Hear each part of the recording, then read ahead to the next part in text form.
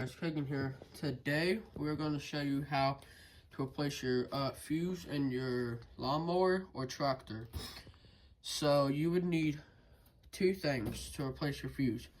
You would need your new fuse to replace your old fuse with. So you'll have a 20 amp fuse right there. Then you're going to need a pair of pliers. Needle nose or any other pliers would be good. So let's get started.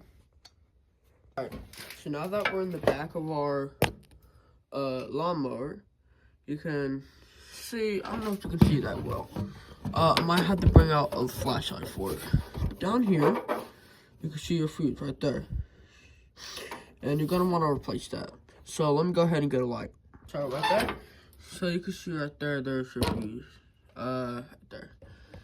So it really depends on where your fuse is going to be. Like on my Murray, my battery is actually in the back. Some lawnmowers or tractors have their batteries in the front, where your fuse is going to be located where your battery is. So let's go ahead and replace that little guy right here. So make sure you have the correct fuse. So you want to get a fuse that's the same size. I prefer taking out your old fuse and bringing it to your nearest hardware store to replace. So you see right there, it's not in the best of condition, so we're going to have to replace that. So what you're going to do is you want to, hold on, let me shut the thing down real quick. Alright, so with that, you want to get your pliers and you want to pull out your fuse, because them fuse can be pretty tricky. So let me go ahead and set up my tripod.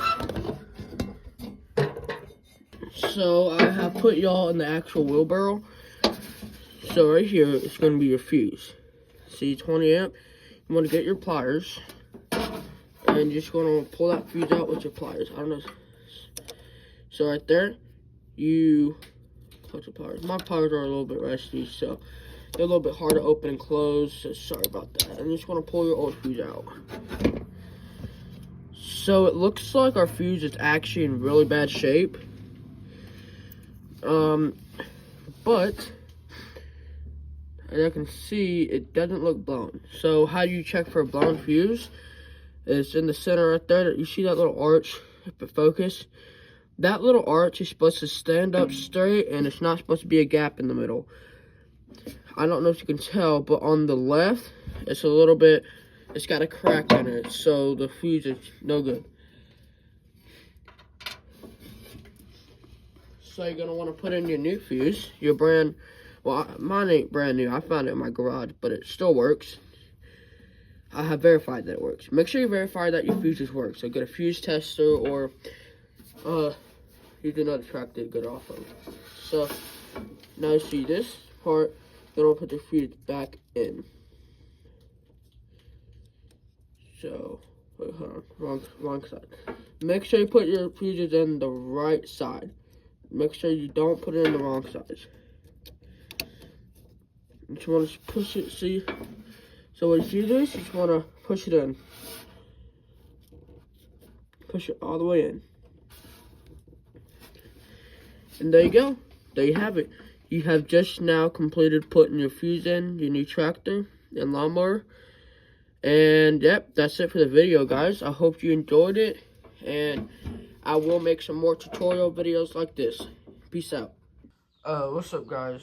So, I'm actually back. I forgot to do this very important one thing. So, here. Go up. Look at my light. Guys, so I did make a rookie mistake. Kind of laughing at this. I forgot. So, what you want to do, hold on. Try to find a fuse again. See that fuse right there? You want to clean it. You really do want to clean the fuse, so you get a good connection. So here, let me go ahead and set y'all up in my wheelbase. Alright, so you want to pull your fuse out again. So this is, if you forgot to, I forgot to mention this important step. So let's go ahead and pull our fuse out. Set that down. You want to clean up your fuse base. I already cleaned up my fuse, but I forgot to clean up the base. So sometimes since I'm all out of fuse cleaner, I use battery terminal cleaner. It still works the same. It's non-flammable, so you can work it. Don't want to get too much of the stuff on your hands.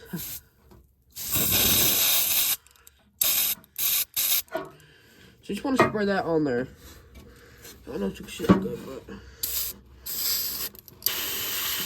spray that in there, let it sit for a while, and then we'll go ahead and clean up my hands. Alright, sorry about that, guys. I'm back. So I got a little bit on my hand. I want to clean that up immediately. But you want to get your towel, and you just want to wipe off all that excess off. That you don't really need. You don't want to get it on the outside. Still wet, so that's why you want to wipe off this outside too. So now I'm just cleaning up this outside, cleaning up this part. As you can see in there, it's a little bit gunked up in there. So what we're just gonna do is we're just gonna clean it off up in there. So you want to get like a little bit. Here's a trick that I do. So let me be right back. So here's what y'all do. So you want to get your pick and put it at the end of this, right? Oh. And you're gonna want to get the end of your pick, and you just want to pick out all that excess stuff out. Make sure you have like a bunch of layers on there, so the pick don't pierce all the way through. Just want to get your pick in there and sort of navigate the towel to wipe off all that excess. So you may have a little bit left still in there, so that's okay. Just want to repeat the steps that you did to the left side. Clean that out. So now she's not completely clean, but she's cleaned enough for a fuse to go in there. So let's go ahead and put the fuse back in. So I want to get my fuse. I'll get my 20 facing me. 20 there. Get that fuse. So we'll put your fuse back in there.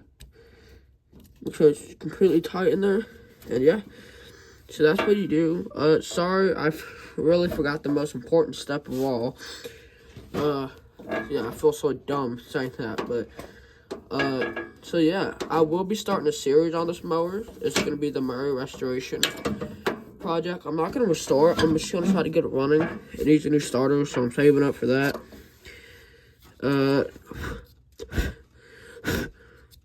So this part, it's like your seat thing. My current seat don't have that thing, don't have the feature of that, so we are going to have to find a way to actually enable that. So it's like just like a little pressure sensor. So you want to get like some tape and hold that down. So yeah, but